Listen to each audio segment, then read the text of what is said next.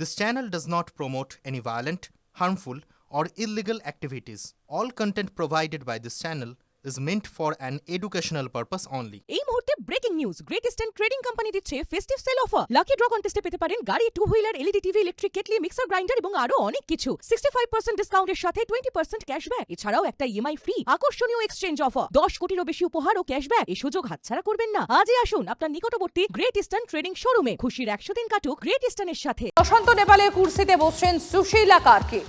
রাষ্ট্রপতি ভবনে সর্বদলীয় বৈঠকে সুশীলার নামে শিলমোহর। নেপালের অন্তর্বর্তী প্রধানমন্ত্রী হিসেবে শপথ নিতে পারেন আজই। গত রাতে রাষ্ট্রপতি, সেনা প্রধান ও সুশীলা কার্কির বৈঠক হয়।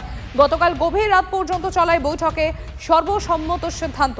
নেপালের প্রথম মহিলা প্রধান বিচারপতি এই সুশীলা কার্কি। প্রসেনজিৎ আমার সহকর্মী রয়েছেন আমাদের সঙ্গে। প্রসেনজিৎ, ঠিক যে বিষয়টা নিয়ে আমরা এর আগেও আলোচনা করছিলাম, আমরা দেখেছি এই নেপালের বর্তমান উত্তপ্ত পরিস্থিতিতে প্রথমে প্রধানমন্ত্রী হিসেবে বলেন্দ্র শাহর নাম উঠে আসে কেপি শর্মা ওলির পর, এবং তারপর উঠে আসে এই সুশীলা কার্কির নাম। এবং এই সুশীলা কার্কির নাম উঠে আসার পর একাংশ তারা দ্বিমত পোষণ করেন। তারা বলেন যে না, তার কারণ হচ্ছে যখন তিনি বিচারপতি ছিলেন সেই বিচারপতি থাকাকালীন তার বেশ কয়েকটি সিদ্ধান্ত, কিন্তু তারপর গতকাল রাতের বৈঠকের পর সর্বসম্মতক্রমে সিদ্ধান্ত যে সুশীলা কার্কি হতে চলেছেন অন্তর্বর্তী প্রধানমন্ত্রী। যে বিচার ব্যবস্থা, সেই বিচার ব্যবস্থায় সুপ্রিম কোর্টের প্রধান বিচারপতি ছিলেন। নেপালের সংবিধান তৈরি করার ক্ষেত্রেও এই সুশীলা কার্কির ভূমিকা ছিল। নেপালের এই অস্থিরতার পর বালেন্সিয়ার নাম উঠে আসলেও তিনি আগ্রহ দেখাননি দেশের এই ক্ষমতার মস্তদ এই মুহূর্তে দিতে। সেই জায়গা থেকেই বিকল্প নাম হিসেবে সুশীলার নাম উঠে আসে। কিন্তু জেনারেশন জেড এর একাংশের আপত্তি ছিল। সুশীলাও জানিয়ে দেন অন্তত কমপক্ষে 1000 জন আন্দোলনকারী যদি চান যে তিনি দায়িত্বভার নিন, তাহলে দেশের এই ক্রাইসিস পিরিয়ডে তিনি দায়িত্ব নিতে রাজি।